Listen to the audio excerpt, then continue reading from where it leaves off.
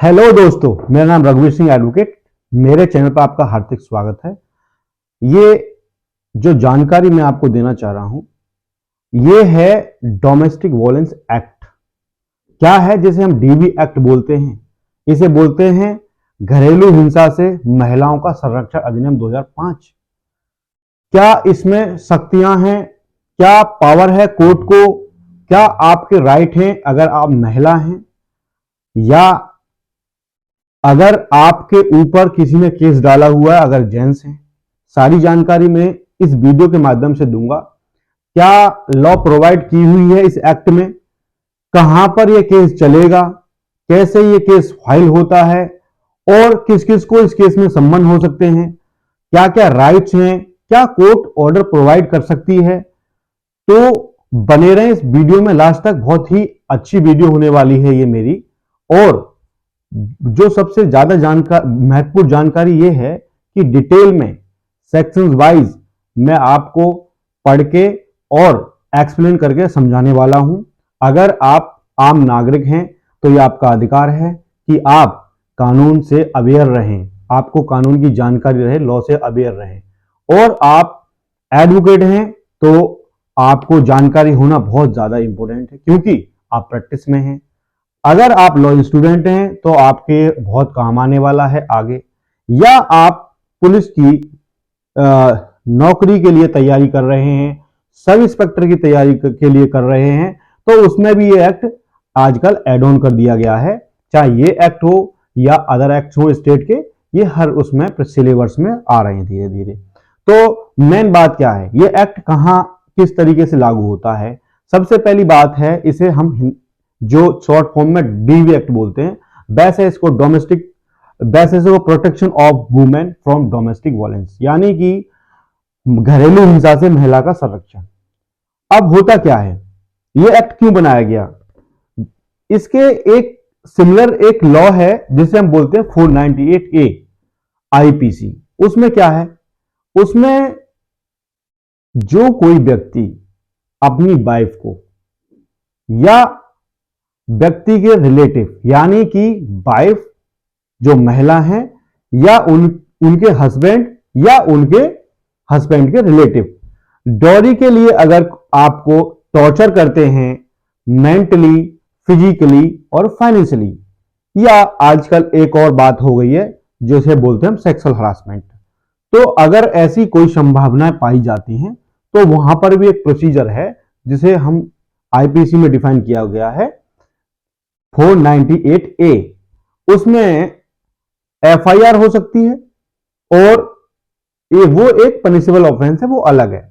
इसके अलावा ये एक्ट क्यों बनाया गया, क्या इसके रीजन थे, क्यों ये बनाया गया, क्या इसके रीजन थे, और इसमें क्या चीजें हैं जो उसमें प्रोवाइड नहीं हो सकती? जैसे 498A में आपको मेंटेनेंस नहीं मिलेगा। मेंटेनेंस के लिए 125 में सीआरपीसी में अलग से जाना पड़ता है। इसमें आपको मेंटेनेंस भी मिल सकता है, अदर डैमेजेस भी मिल सकते हैं, और आपको शेयर हाउस होल्ड भी मिल सकता है, जो कि रहने का एक अधिकार होता है। तो सबसे पहली बात यह है, इसे कौन फाइल कर सकता है? तो इसे वो महिला फाइल कर सकती हैं जो घरेलू हिंसा से पीड़ित हैं, यानी कि अगर कोई महिला है वो दहेज के लिए उत्पीड़न हो रही हैं, यानी उनसे डॉरी डिमांड की जा रही है या अदर डिमांड की जा रही है, किसके द्वारा? पति एवं पति के रिश्तेदारों द्वारा, तो वो महिला इस एक्ट में कवर होती हैं और फाइल कर सकती हैं। इसमें बेटी भी पेरेंट्स के अगेंस्ट में फाइल कर सकती हैं एंड अदर पर्सन के अगेंस्ट में फाइल कर सकती हैं। होता क्या है, ये केवल महिला के लिए है और महिला ही फाइल कर सकती है, या महिला के बिहाफ पर कोई व्यक्ति फाइल कर सकता है। बेसिकली जो भी इसमें पावर्स हैं वो महिलाओं के लिए प्रोवाइड्स हैं। अब आगे आ जाइए, इसमें होता क्या है। Short title of action of the commissioners of this act may call to be protection of women from domestic violence 2005। इसको हम इस नाम से जानेंगे, केवल इसमें यही है कि जो मैंने आपको भी बताया डीवी एक्ट के नाम से। सेकंड में डेफिनेशन है। डेफिनेशन में अदर डेफिनेशन हैं जिसमें आपके हिसाब से भी और आपके रिलेवेंट में कोई ऐसा है नहीं। जैसे अग्रीव पर्सन है, अग्रीव पर्सन मीन्स है एनी वुमन हु इज और has in domestic relationship with respondent and who alleged to have been subjected to any act domestic violence by the respondent। respondent कौन है? Respondent वो हैं जिनके against में आपने ये पिटीशन फाइल की है। आप इसमें कंप्लेनेंट कहलाएंगे या पिटिशनर कहलाएंगे। बेसिकली ये एक एप्लीकेंट होते हैं जो एप्लीकेशन फॉर्म में ही फाइल होता है। ठीक है, मैं आगे बता दूंगा बेसिक जानकारी जो कहां पर ये फाइल होता है और किस तरीके से फाइल होता है। फिर आप आगे आ जाइए, डॉरी डोमेस्टिक रिलेशन मीन्स क्या है।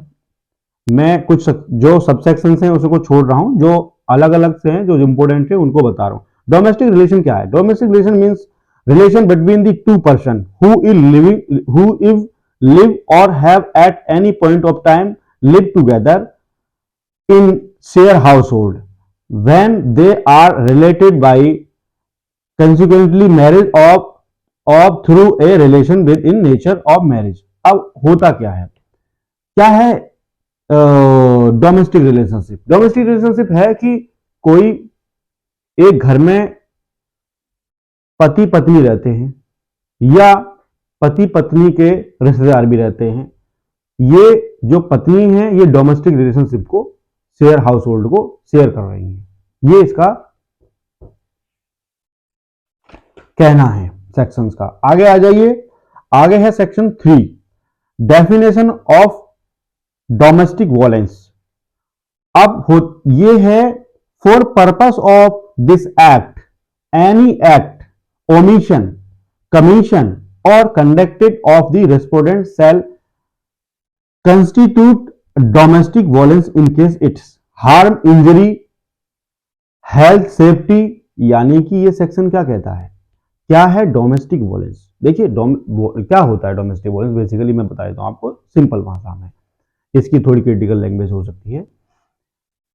किसी को ये जरूरी नहीं है कि आपने हार्म पहुंचाया है, उसको फिजिकल टॉर्चर किया है या आपको उसने इंजरी दी है या आपने किसी को इंजरी दी है। ये इसका मतलब नहीं है। आप किसी को टॉर्चर मेंटली कर सकते हैं, है ना। कोई मेंटली आपसे टॉर्चर हो सकता है, फिजिकली टॉर्चर हो सकता है और फाइनेंशियली हो सकता है। क्योंकि अगर आपकी पत्नी है तो अगर आपने टाइम से उनको पैसे नहीं दिए हैं या जो उनकी नीड्स हैं वो फुलफिल नहीं किए तो मेंटली टॉर्चर हो सकता है, फिजिकल टॉर्चर हो सकता है और फाइनेंशियल टॉर्चर हो सकता है। यही ये सेक्शन कहता है बेसिकली कि टॉर्चर क्या है, यही है टॉर्चर। अब इसके आगे जो है वो सेक्शन है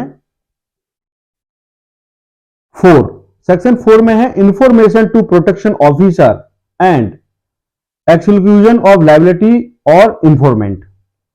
कोई भी व्यक्ति जिसको ये पता चलता है कि किसी महिला के साथ डोमेस्टिक वायलेंस हो रहा है, वो या उसको पता है कि हो सकता है या हो चुका है डोमेस्टिक वायलेंस, वो किसी भी क्रिमिनल और सिविल केस के लायबल और पनिशेबल नहीं होगा।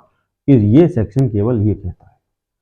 दूसरी बात आती है, जो सेक्शंस हैं वो हैं 5।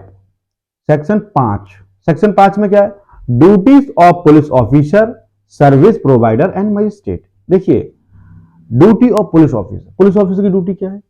पुलिस ऑफिसर की ड्यूटी ये है कि अगर मजिस्ट्रेट ने कोई ऑर्डर किया है, जैसे शेयर हाउस होल्ड का ऑर्डर कर दिया, रेसिडेंस ऑर्डर कर दिया, कस्टडी ऑर्डर कर दिया, मैं आगे समझाऊंगा क्या होते हैं कस्टडी ऑर्डर, उनको इन्फोर्स कराना है। इन्फोर्स मीन्स क्या होता है? इन्फोर्स मीन्स होता है कि उसको लागू कराना है। भाई किसी महिला को अगर मजिस्ट्रेट ने ये डायरेक्शन दे दी कि आपको उस घर में रहने का अधिकार दिया जाता है, ऑर्डर दिया जाता है, और वो ऑर्डर इन्फोर्स नहीं हो रहा, तो आपको इंचार्ज, नजदीकी जो पुलिस ऑफिसर होंगे उसको इंचार्ज को जाके ऑर्डर देना है और उनकी ड्यूटी है, वो ड्यूटी बाउंड है कि उसको इन्फोर्स कराएंगे, आपको वहां पर रहने के लिए इन्फोर्स करेंगे, उस शेयर हाउस होल्ड में रहने के लिए प्रोटेक्ट करेंगे। बेसिकली कहने का सेंस ये है। तो और मजिस्ट्रेट की ड्यूटीज क्या हैं? इसमें आया ना डेफिनेशन में, duty of police officers, service provider and magistrate. Magistrate की ड्यूटी है कि वो प्रॉपरली डोमेस्टिक वायलेंस की कंप्लेंट को रिसीव करने के बाद उसको सुने, नोटिस करें दूसरी पार्टी को और देन उसका निवारण करें। ठीक है। अब इसके बाद आता है duty of shelter homes. Shelter homes क्या है? शेल्टर होम्स वो हैं जहां पर आप कुछ समय तक अपना समय या कुछ समय तक आप रह सकते हैं। इफ एनी एग्रीड पर्सन कौन है? पीड़ित जिसे हम बोलते हैं। पीड़ित कौन हुआ यहां पर? पीड़ित वो महिला है जिसको डोमेस्टिक वोलेंस से हार्म पहुंचा है, कोई इंजरी पहुंची है या वो टॉर्चर हुए हैं, उनको ही हम यहां पर एग्रीड पर्सन बोला गया है। On behalf of her A protection officer or service provider request the person in charge of shelter home to provide shelter to her. Such person in charge of the shelter home shall provide the shelter to the agreed person in the shelter home। यानी कि shelter home में रहने के लिए जगह देना, इसका sense ये है। अब आती है section 7, duty of medical facilities. देखिए, जो भी हमने अभी बताया, जो भी एग्रीड पर्सन हैं यानी कि जो पीड़ित हैं, उनको हर चीज सुविधा प्रोवाइड की जानी चाहिए। अभी मैंने बताया शेल्टर होम, जिसके पास रहने के लिए नहीं चीजें हैं, किसी भी है, सारी चीजों को हेल्प करना। अब आती है बात ड्यूटी ऑफ मेडिकल फैसिलिटीज। कोई भी मेडिकल फैसिलिटी प्रोवाइड करने से मना नहीं कर सकता। मैं पढ़कर सुना देता हूं। इफ एग्रीड पर्सन मैंने बता दिया है कौन है, और ऑन हर बिहाफ, और उनके बिहाफ पर।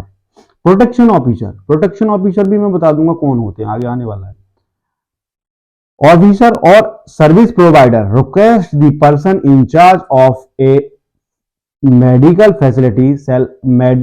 Facility to provide any medical aid to her. यानी कि जो भी प्रोटेक्शन ऑफिसर होंगे रिक्वेस्ट करेंगे मेडिकल फैसिलिटीज सेंटर में कि एग्रीड पर्सन को प्रॉपर ट्रीटमेंट मिलना चाहिए और उनको हर चीज की फैसिलिटी प्रोवाइड कीजिए मेडिकल। अब आती है क्या?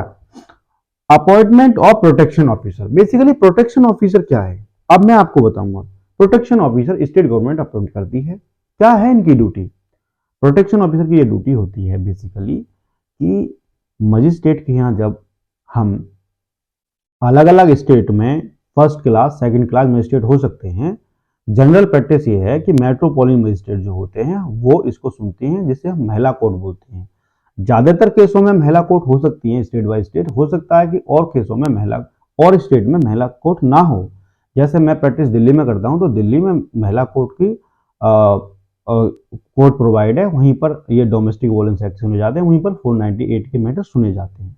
तो जब हम ये डीबी एक्ट में पिटीशन फाइल करते हैं तो सबसे पहली बात ये होती है कि उसमें समनिंग होती है। समनिंग में जब मजिस्ट्रेट कॉन्ग्रेंस लेते हैं, समनिंग करते हैं, तो पहले फर्स्ट हस्बैंड को करते हैं, देन जो बाकी की जो भी रिस्पोंडेंट होते हैं, जैसे सास हैं या आपके ससुर हैं या और रिलेशन में आपके जो भी है व्यक्ति, उनको ये प्रोटेक्शन ऑफिसर जो होंगे, इनकी रिपोर्ट के बाद ही सम्मन होगा, क्योंकि इनकी ड्यूटी है ये वेरीफाई करना कि जिस महिला ने ये केस फाइल किया है, क्योंकि मिसयूज इस लॉ का बहुत लेवल से हो रहा है, तो प्रोटेक्शन ऑफिसर की जब तक रिपोर्ट नहीं आ जाती कि हाँ जो महिला इस एक्ट में एप्लीकेशन फाइल की है वो शेयर हाउस होल्ड थी या नहीं थी, एक ही घर में रहते थे या नहीं रहते, या उनके साथ ऐसी क्रूरटी इनके द्वारा की गई है, ये बिलीव किया जा सकता है या नहीं किया जा सकता, तब ही अदर डिफेंडेंट रेस्पोंडेंट को, जो भी अदर रेस्पोंडेंट हैं उनको तभी ही सम्मन इशू होगा। अगर प्रोटेक्शन ऑफिसर ने कह दिया कि डिफरेंट प्लेस पर रहते थे, एक साथ नहीं रहते थे, शेयर हाउस होल्ड नहीं थे, तो कोर्ट फिर अदर डिफेंडेंट को, अदर रेस्पोंडेंट को कभी भी सम्मन इशू नहीं करती, कांग्रेस नहीं लेती हैं।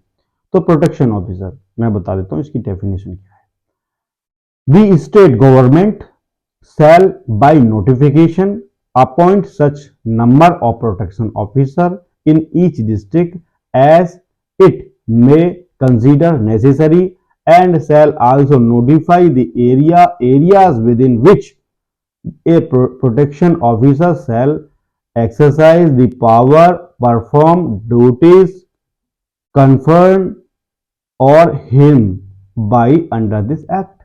यानी एक डिस्ट्रिक्ट में प्रोटेक्शन ऑफिसर एक या एक से अधिक हो सकते हैं। प्रोटेक्शन ऑफिसर की यही ड्यूटी है कि वो ये वेरीफाई करेगा कि डोमेस्टिक वायलेंस हुआ है या नहीं हुआ है और अपनी रिपोर्ट मजिस्ट्रेट को देंगे। अब इससे आगे सेक्शन आती है 9, जैसे हम duty and function of protection officer. अब हम पढ़ लेते हैं। It shall be the duty of protection officer to assist the magistrate in discharge of his function under this act. Assist करेंगे मजिस्ट्रेट को, यानी कि जो रिपोर्ट बनाएंगे वो देंगे कि हुआ था डोमेस्टिक वायलेंस या नहीं, ये देंगे। To make a domestic incident report to magistrate in such form and such manner as may be prescribed upon receipt of complaint. जो कंप्लेंट हुई है उस पर रिपोर्ट देंगे कि ऐसा हुआ है या नहीं हुआ है। Of domestic violence and forward copy thereof the police officer in charge of the police station within the local limit of the those jurisdiction domestic violence is alleged to have been committed. एक तो वो report दे देंगे magistrate को, और वही complaint एक concern SHO को भेजेंगे कि वेरीफाई करिए ये कंप्लेंट सच्ची फाइल हो रखी है या झूठी, ऐसा हुआ था या नहीं भी।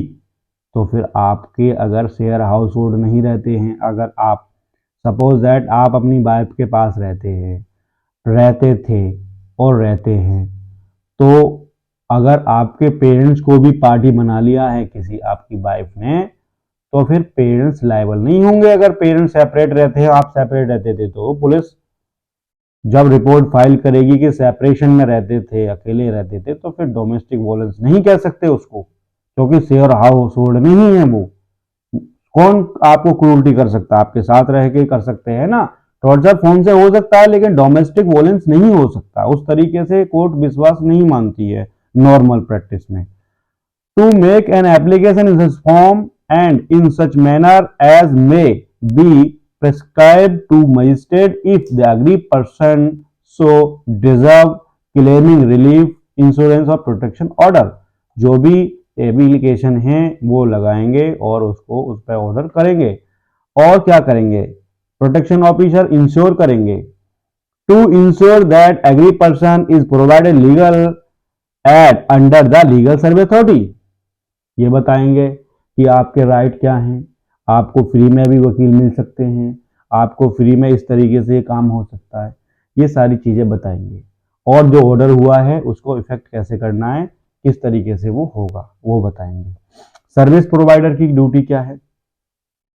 सर्विस प्रोवाइडर की ड्यूटी भी यही है कि वो लीगल अवेयरनेस देंगे और लीगल फैसिलिटी को प्रोवाइड करेंगे। फिर आ जाते हैं सेक्शन 11 में। Section 11 duty of government. अच्छा, इस एक्ट में गवर्नमेंट की ड्यूटी क्या है? देखिए, जब हम पढ़ ही रहे हैं, जब हम एक्ट को देख ही रहे हैं पूरा, तो अच्छे से देख लेते हैं। मैं आपको पढ़ के सुना देता हूं कि गवर्नमेंट की ड्यूटी क्या है इस एक्ट में। The central government and every state government shall take the measure to ensure that. देखिए, ये एक्ट तो सेंट्रल गवर्नमेंट का है। सेंट्रल गवर्नमेंट और एवरी स्टेट भी क्या करेगी? The provision of this act are given wide publicity through public media including television, radio and print media at the regular interval. अब क्या है ये? सेंट्रल और स्टेट गवर्नमेंट क्या करेगी?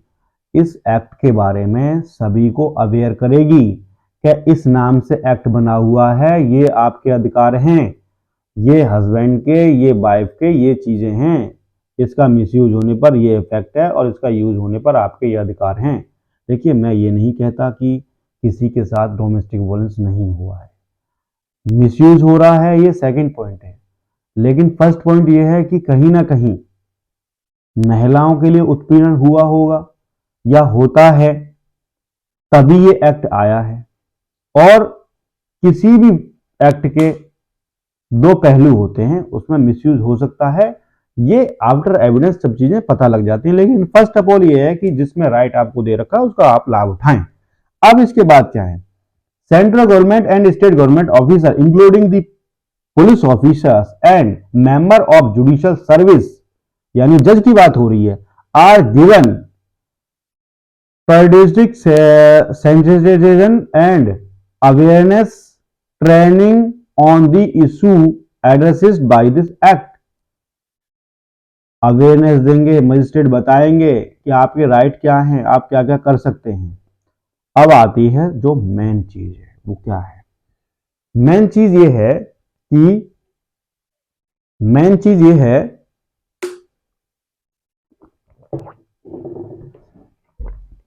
जिस जिस सेक्शंस में एप्लीकेशन आपकी फाइल होनी है। देखिए, आपने सुना होगा section 12 of domestic violence act, मैं उसी के ऊपर आ रहा हूं। इसमें क्या है, इसी के तहत, इसी के अंडर आपको अपनी पिटीशन, यानी अगर आप महिला हैं तो, अगर आप पुरुष हैं तो आपके अगेंस्ट में फाइल हुई होगी तो इसी के अगेंस्ट में फाइल की होगी, और अगर आप महिला हैं, वुमेन हैं, तो आप इस एक्ट में, इस सेक्शंस में ही अपनी पिटीशन को फाइल करेंगे, अपनी कंप्लेंट को। सेक्शन 12 में और भी सेक्शंस इंक्लूड हैं, मैं वो भी उस पर भी आ रहा हूं। सेक्शन 12 है जो मेन है, मेन का सेंस है कि जिसमें आपने एप्लीकेशन कवर करनी है। क्या है? एप्लीकेशन टू मजिस्ट्रेट, यानी जो आपके साथ हुआ है उसकी शिकायत आपको अगर देनी है तो सेक्शन 12 में देनी है।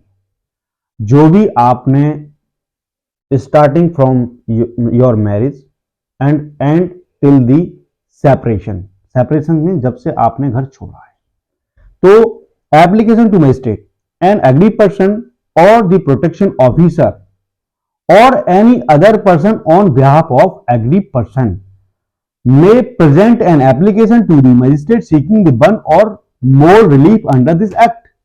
क्या है इसका मतलब? इसका मतलब है कि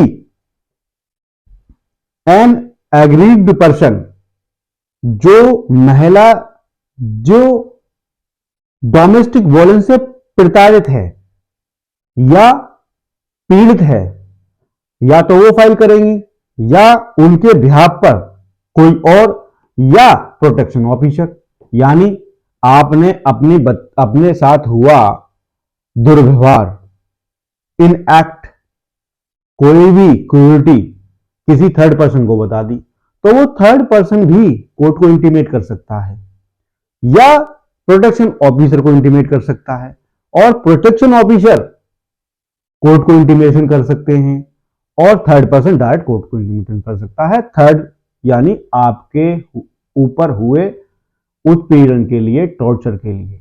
ठीक है, अब इससे आगे, the provided that before passing any order, इसको ध्यान से देखें, on such application the magistrate shall take into consideration, जो कंसीडरेशन है वो क्या है? Any domestic incident report receive by him from protection officer और सर्विस प्रोवाइडर, यानी आपको जो मजिस्ट्रेट हैं वो पहले कंसीडरेशन करेंगे, जो प्रोटेक्शन ऑफिसर की रिपोर्ट होगी उसको और सर्विस प्रोवाइडर की रिपोर्ट होगी उसको। ऐसे ही नहीं, मैं अभी 1 मिनट पहले ही बता रहा था इसमें बीच में कि आपका सम्मन इस तरीके से इशू नहीं हो जाएगा कोर्ट से, किसी के लिए भी आप इशू कर देंगे।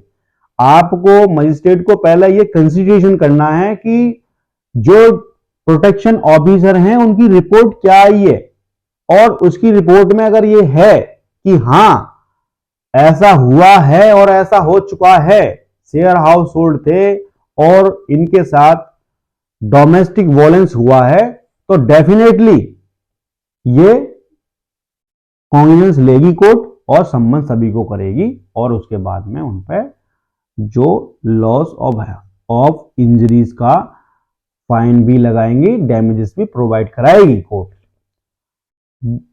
अब इसके नीचे दो जो सबसेक्शन 2 है, the relief short for under subsection 1 may include a relief for the insured of an order to payment of compensation or damages without prejudice to the right of such person to institute a suit for compensation or damages for injuries caused by the act domestic violence committed by the respondent।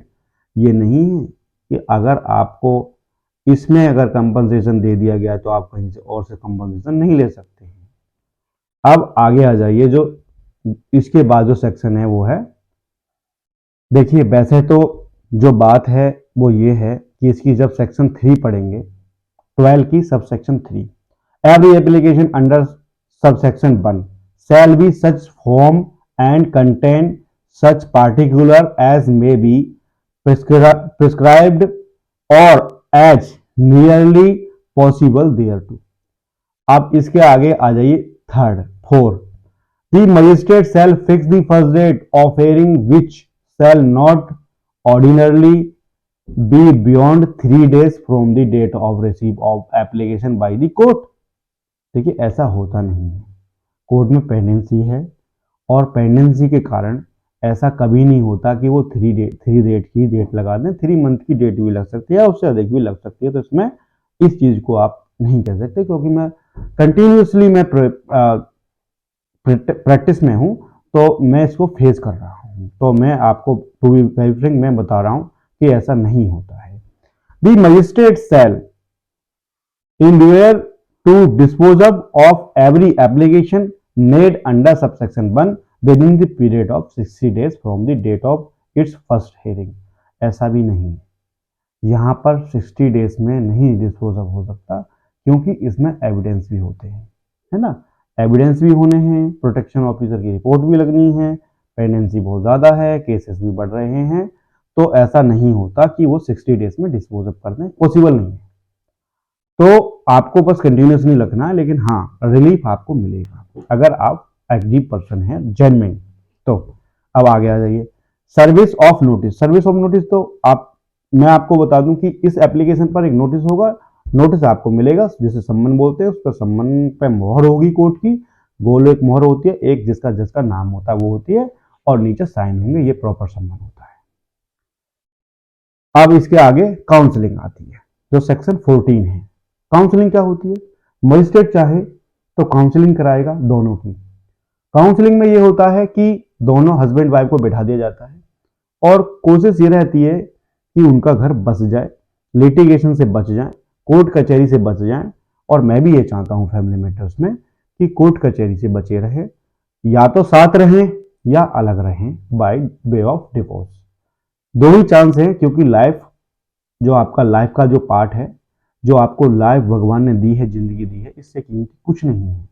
Court कचहरी में अगर आप अपनी personal, जैसे कि ये domestic violence act है, या आप इस नतीजे पर पहुंचे हैं कि कोर्ट में हैं, अग्रीड पर्सन है, तो आपकी लाइफ उससे ज़्यादा इंपॉर्टेंट है। मैटर को सॉर्ट आउट कराने के लिए ही काउंसलिंग होती है, और मैं इसका सपोर्ट करता हूं। अगर काउंसलिंग से किसी का घर बचता है तो बहुत अच्छी बात है। पैसा is not important, time and life is very important. तो मेन पैसा नहीं है, जीवन है, उसको बचाना है। काउंसलिंग का पर्पस केवल ये होता है कि दोनों ही कपल्स इस लिटिगेशन से बच जाएं, या तो साथ रह लें या फिर डिवोर्स ले लें म्यूचुअल कंसेंट से। इसका दो ही वर्डों में मैं आपको एक्सप्लेन कर दिया, इसके तीसरा कोई वर्ड नहीं है।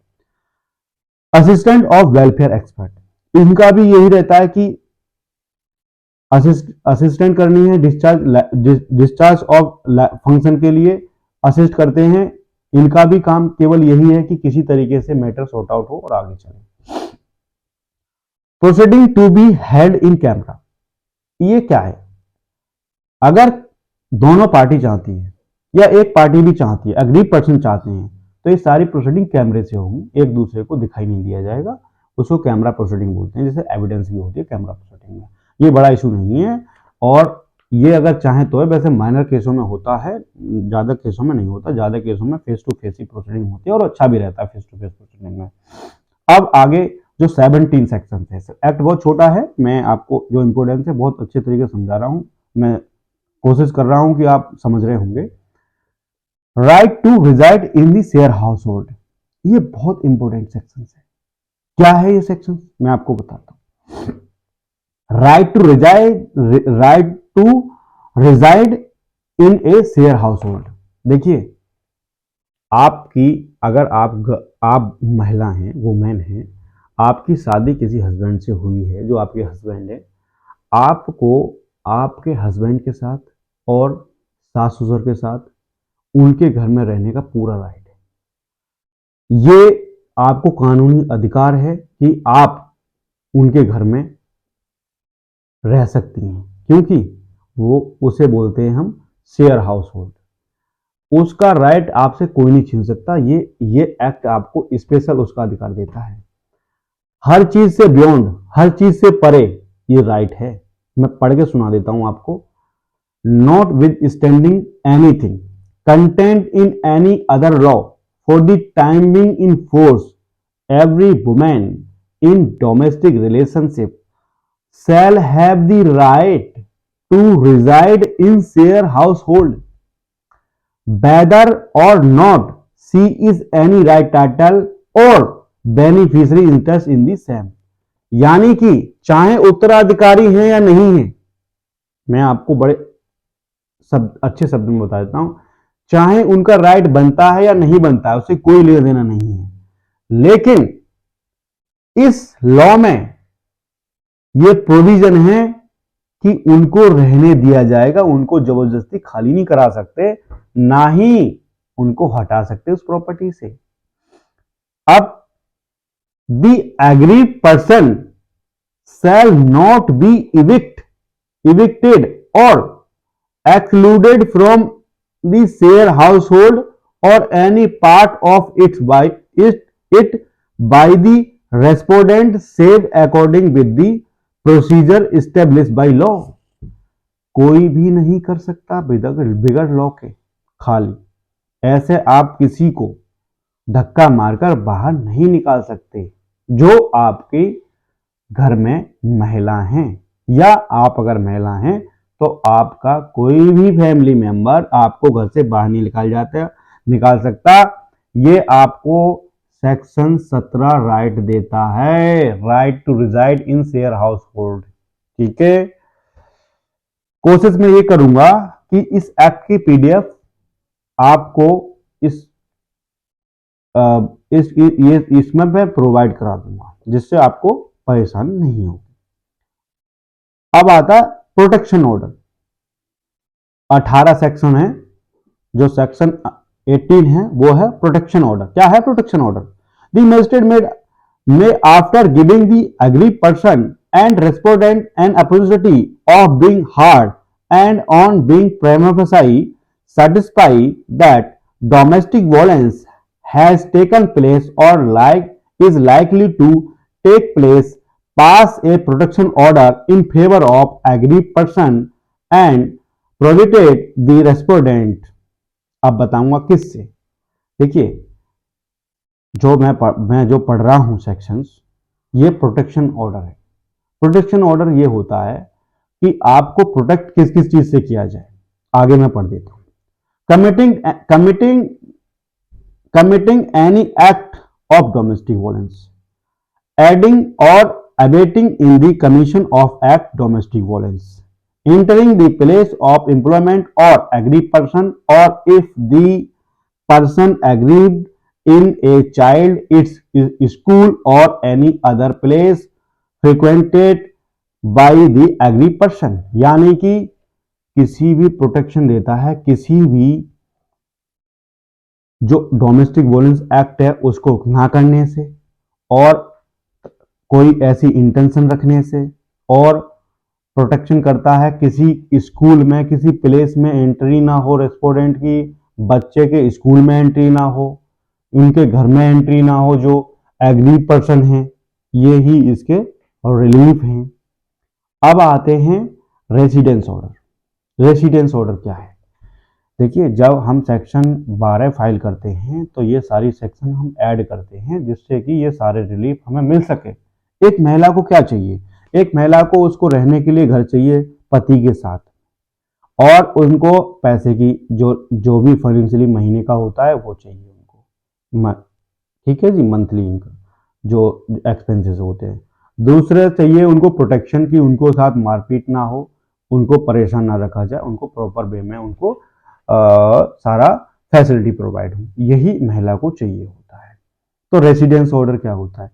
Wheel disposing of an application under sub section 1 of section 12, यानी जो प्रोटेक्शन पिटीशन के जो साथ में फाइल हो रही है एप्लीकेशन फॉर डोमेस्टिक वायलेंस, उसके जब आप उसको डिसाइड करेंगे, मजिस्ट्रेट जो उसको डिसाइड करेगा, तो क्या क्या करेंगे? मजिस्ट्रेट में in being satisfaction domestic violence has taken place pass A residence order. Residence order क्या है?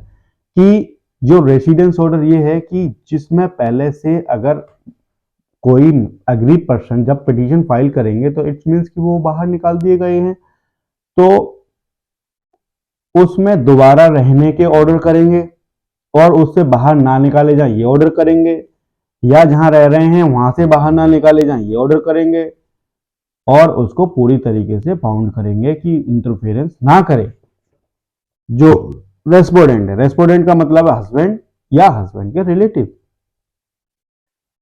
अब बात आ जाती है इसमें monetary relief, section 20। Monetary relief क्या है? While disposing of an application under subsection 1 of section 12, यानी कि जब 12 की कंप्लेंट को, सेक्शन 12 की कंप्लेंट को डिसाइड करेंगे, जब और क्या क्या करेंगे? The magistrate may direct the respondent to pay monetary relief to meet of expenses incurred and loss suffer by the aggrieved person. देखिए, ये मॉनेटरी रिलीफ क्या है? ये वो रिलीफ है जैसे किसी महिला के साथ कोई डोमेस्टिक वायलेंस हुआ, उस समय उसके दिमाग में कोई चोट आई या बॉडी में कोई चोट आई और उसने इलाज कराया, इलाज कराने में जो पैसा लगा, या उसको वो इंजरी पहुंची, या मेंटली टॉर्चर हुई उसको तब इंजरी पहुंची, या आपकी वजह से उसको कोई भी हार्म हुआ हो, उसको आप उसके लायबल टू पे हैं। ये है उसका मॉनेटरी रिलीफ, जो मजिस्ट्रेट चाहें जैसा कर सकते हैं, जो भी ऑर्डर वो चाहें, जो भी ऑर्डर उनके पास जो एविडेंस कलेक्ट होके आएगी आफ्टर एविडेंस में, जब डिसाइड करेंगे पिटीशन को, वो परमानेंट के नाम पे ये रिलीफ, मॉनेटरी रिलीफ प्रोवाइड करेंगे। अब कंपनसेशन ऑर्डर करेंगे। ये ये ये है, अभी है custody order. Sorry, custody order क्या है? सेक्शन 21, सेक्शन 21 क्या कहता है? Section 21 custody order. Custody order किसके लिए होता है? कस्टडी ऑर्डर उनके लिए होता है जिनके पास चाइल्ड है। मैं पढ़ देता हूं।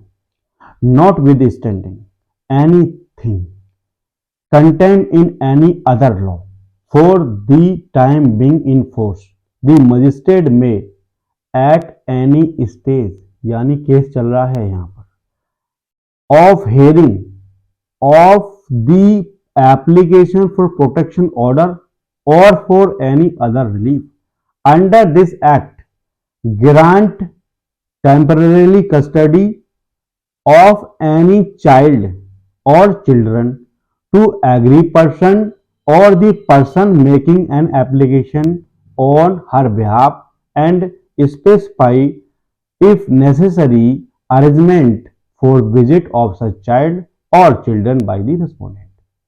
होता क्या है?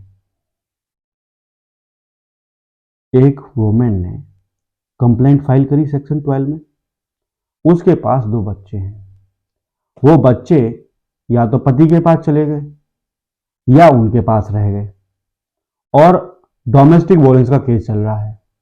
अगर पत्नी के पास बच्चे हैं तो पति चाहेगा अपने बच्चों से मिलने के लिए, और अगर पत्नी के बच्चे पति के पास रह गए तो पत्नी चाहेगी मिलने के लिए। ये वो सेक्शन है, और मजिस्ट्रेट इसमें प्रॉपर कंसीडरेशन करके फैक्ट्स को और नीड को ऑर्डर करेंगे मिलवाने के लिए। वो कस्टडी भी दे सकते हैं और विजिटेशन भी हो सकता है, मिलने भी सकते हैं ऐसी जगह पर जहां पर सुरक्षित हो। कोर्ट में भी ये चीजें बनी हुई हैं, वहां पर भी बच्चों से माँ बापों को मिलाया जाता है। तो ये वो सेक्शंस हैं, सेक्शन 21 जिसे हम बोल रहे हैं custody orders. Provided that provided that if the magistrate is of opinion that visit of respondent may be harmful to the interest of child or children, the magistrate shall refuse to allow such visit। देखिए magistrate को ये power है, अगर ऐसा लगता है कि बच्चे के लिए या बच्चों के घर वालों के लिए या मम्मी पापा के लिए यानी बच्चों के रेस्पोंडेंट और कंप्लेनेंट के लिए कुछ हार्मफुल हो सकता है तो उस एप्लीकेशन को अलाउ ना किया जाए। सीधी सी बात है कि कोई भी न्यूसेंस क्रिएट ना हो। अब आता है इसके बाद में सेक्शन 22 कंपनसेशन ऑर्डर। क्या है compensation order? in additional to other relief as may be granted under this act, the magistrate may on an application being made by the aggrieved person pass an order directing the respondent to pay compensation and damages for injury including mental torture and emotional distress caused by the act domestic violence committed by the respondent। मैं कह रहा था कि ये वो compensation है जो आपने अपने वाइफ को दिया है या आपके रिलेटिव ने दिया है या जो एग्री पर्सन फाइल कर रही है उनको मिला है। देखिए एग्री पर्सन है कौन? महिला। बट ये डिसाइड होगा एविडेंस के बाद कि जेन्युइनिटी क्या थी। अभी हम पढ़ने के लिए इस तरीके से ही पढ़ेंगे। तो उसके बाद आता है section 23 power to grant interim and ex parte order. देखिए क्या है इंटरिम और एक्स पार्टी ऑर्डर क्या है? डोमेस्टिक वायलेंस एक्ट की आपने एक एप्लीकेशन फाइल कर दी तो जरूरी तो नहीं है वो कि 2 महीने में 3 महीने में या 1 महीने में डिसाइड हो जाए, उसमें तो टाइम लगेगा, एविडेंस भी होंगे। तो ये वो रिलीफ है जिसे हम कह रहे हैं power to grant interim and ex parte relief. Case चल रहा है, केस चलते चलते आपको मेंटेनेंस मिल जाना, इसका मतलब सीधी भाषा में ये है केस जब चलेगा चलता रहेगा, कोई दिक्कत नहीं है। केस चलेगा 3 साल 2 साल 1 साल जितना भी चलेगा, लेकिन आपको जब पेंडेंसी ऑफ द केस है आपको इंटरिम रिलीफ दिया जाए। इंटरिम रिलीफ का मतलब होता है कि महीने में कुछ ऐसी एलिमनीज जिससे आपका जीवन चल सकता हो, जिसे हम बोलते हैं मेंटेनेंस। बेसिकली वो कुछ भी हो सकता है according to your expenses, according to your husband earning. Basically अगर आप ये चाहें कि मुझे ही सारा कुछ हस्बैंड दे देगा तो वो आप गलती ना करें। मजिस्ट्रेट एविडेंस और आपकी नीड को देखते हुए ही आपको प्रोवाइड करेंगे ये फैसिलिटी। ये है इसका जो है डेफिनेशन। मैं एक बार पढ़ के सुना देता हूं, कोई बात नहीं है।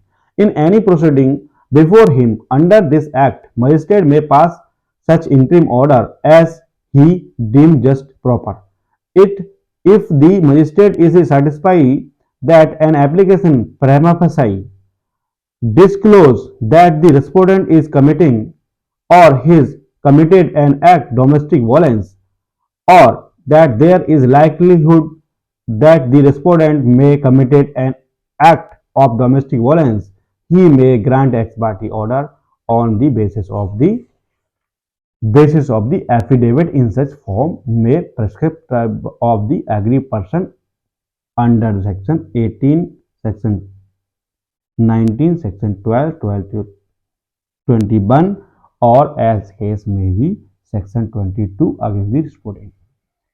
जो sections अभी मैंने बताए, आपने section 12 के साथ में जो एप्लीकेशन फाइल की उन एप्लीकेशनों में आपने क्या डिफाइन किया है, एफिडेविट क्या दिया है, उसके ऊपर डिपेंड करता है कि आपकी इनकम क्या है, एजुकेशन क्या है, कितने आप अर्निंग करते हैं, कहाँ आप रहते हैं और आपको पैसे की नीड कितनी है।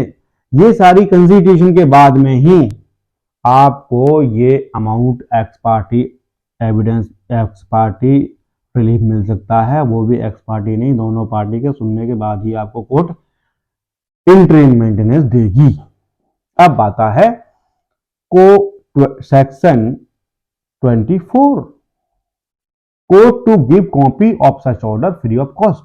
इसका मतलब क्या है?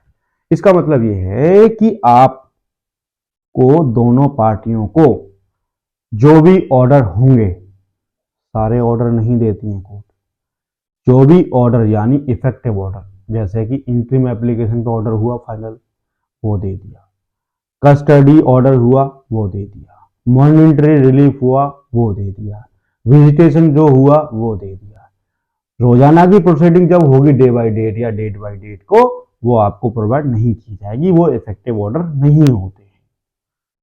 अब आगे duration and alternation of order. इसका मतलब है कि आपको कोई ऑर्डर में करेक्टनेस करानी है, मॉडिफिकेशन करानी है, तो आप मॉडिफिकेशन करा सकते हैं इसमें एप्लीकेशन लगा के। वो कोई भी हो सकते हैं, रेस्पोंडेंट और कंप्लेनेंट एग्रीव पर्सन हो सकते हैं। अब आती है relief in other suit and legal proceeding. इसका मतलब है कि आप इसके अलावा भी केस अपने लिए सेपरेट कोई भी फाइल कर सकते हैं डैमेजेस हार्ड इंजरी का। मैन आता है जो मैन प्रॉब्लम करता है, प्रैक्टिस में भी प्रॉब्लम करता है और लोगों को भी प्रॉब्लम करता है। कई बार रेस्पोंडेंट जो कि पति हैं और पति के रिलेटिव हैं, उनको भी परेशान करता है। मैं बताता हूं, सॉरी, क्या करता है कि जुरिडिक्शन का मतलब होता है क्षेत्र अधिकार।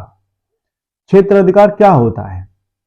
यानी ये जो कंप्लेंट है कहां पर फाइल हो सकती है।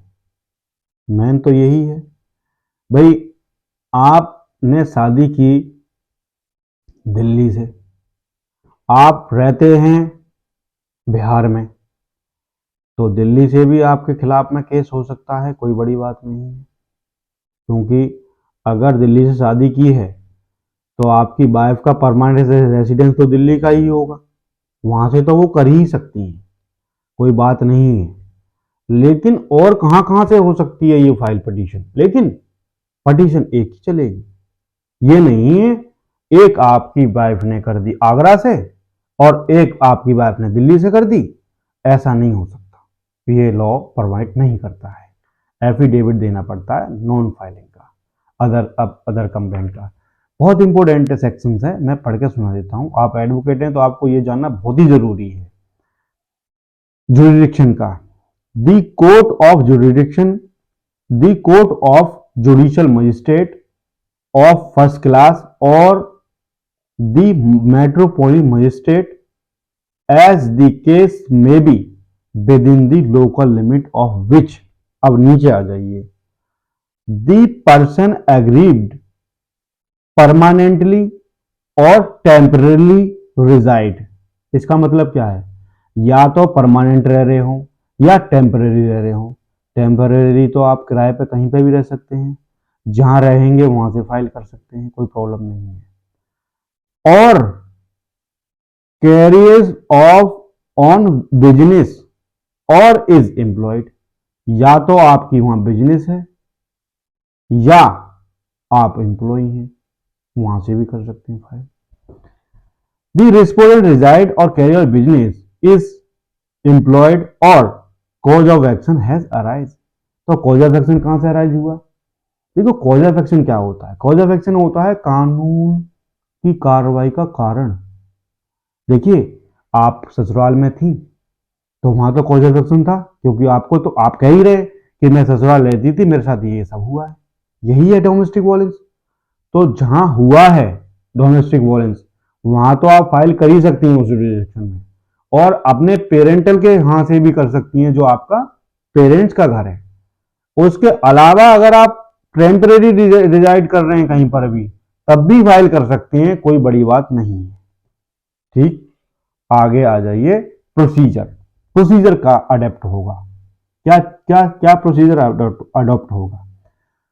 Same as otherwise provided in this act, all proceeding under section 12, 18, 19, 20, 21, 22 and 13 and 23 and offense under section 31 shall be governed by the provision of code of civil procedure।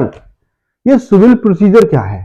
Civil criminal procedure, sorry, code of criminal procedure. Criminal procedure क्या है? CrPC. देखिए, सम्मन जाएंगे, वो metropolitan magistrate भेजेंगे, तो court में कहाँ चलेगा? मेट्रोपोलिटन मजिस्ट्रेट के यहाँ चलेगा। तो कहने का मतलब है ये एक क्रिमिनल कोर्ट में चलेगा। ये ही इसका अर्थ है। जो भी चीजें चलेंगी वो एज पर क्रिमिनल लॉ के हिसाब से चलेंगी, सीआरपीसी के हिसाब से चलेगी।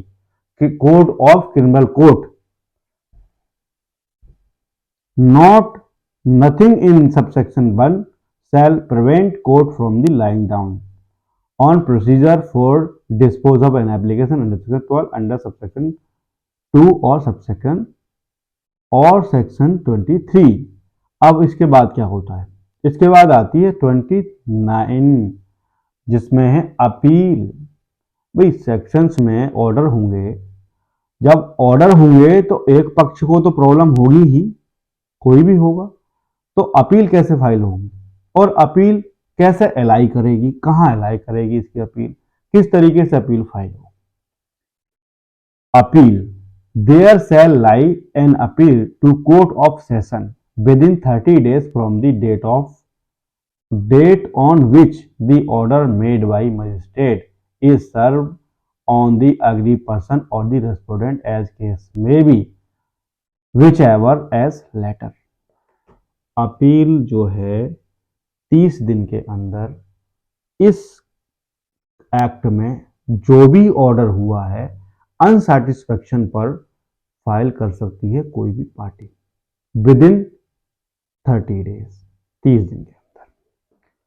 Production officer and member of service provider to be public servant. इसके बाद में आती है सेक्शन 30। ये कहता है the protection officer and member of service provider while acting or purporting to act pursuing of any of such provision of this act or any rule or order made thereunder shall deem to be public servant within the meaning of section 21 of Indian Penal Code। यानी कि जो public servant होंगे जो उस act में Indian panel code की section 21 में होंगे वही माने जाएंगे। अब आती है पेनल्टी। देखिए, आपने पूरा एक्ट पढ़ लिया, सेक्शन कौन कौन फाइल कर सकता है, क्या आपको राइट्स है, सब कुछ मैंने बता दिया इस एक्ट से। अब बात आती है कि ये सब पालन ना करने पर क्या होगा। पालन ना करने पर क्या होगा? Penalty for breach of protection order by the respondent. Protection order के ब्रीच करने पर या कि ना मानने पर क्या होगा? ए ब्रीच ऑफ प्रोटेक्शन ऑर्डर और of N interim protection order by the respondent shall be offence under this act and shall be punishable with imprisonment of either description for terms which में extend to 1 year or with fine which may extend to 20,000 rupees or with both। यानी कि आप अगर protection order का पालन नहीं करते हैं तो 1 साल तक की सजा और 20,000 रुपये तक का फाइन या दोनों हो सकते हैं। ये ही इसका पूरा का पूरा सार है। बाकी जो सेक्शंस हैं वो 2 सेक्शंस हैं, 3 सेक्शंस हैं, वो आपके फायदे की चीज नहीं है और आप पढ़ना चाहें पढ़ सकते हैं। मेन क्या था इसमें? मेन था कि आपकी जो अधिकार हैं वो क्या हैं इस एक्ट में, जिसे हम बोलते हैं protection of domestic violence act. अब क्या है ये डीवी एक्ट? मैंने आपको बताया इस वीडियो के माध्यम से सरल भाषा में। कोई भी क्वेरी है आप निसंकोच होके मेरे कमेंट सेशन में आके पूछ सकते हैं और निसंकोच आके सवाल कर सकते हैं। जागरूक रहें, सचेत रहें और लॉ से अवेयर रहें, जिससे कोई भी व्यक्ति आप पर अधिकार ना जमा सके। अपने अधिकारों को जानें, मुझसे जुड़े रहें, निसंकोच होके कुछ भी सवाल पूछें, कमेंट सेशन में आके अपनी परेशानी को बताएं। जय हिंद, जय भारत।